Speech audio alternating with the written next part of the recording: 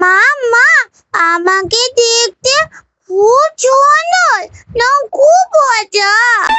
তুমি তুমি তো আমার মা, আমার ছোট্ট পরী, তাই না? তাহলে রেগে গিয়ে তখন আমাকে বাদল মেয়ে বললে কেন? আরে বাবা, তখন তো রাগ করে বলেছি। না, আমি জানি তো রাগের মাথাটা বলা কথাগুলো সব সত্যি হয়। তুমি আমাকে বাদল বলেছ, তার মানে আমি ছোট না। হায় ভগবান! নাও, ঠেলা সামলাও এবার। কি না কি বলে দিয়েছি রাগের মাথাতে, তা এখনো ধরে বসে আছে রে।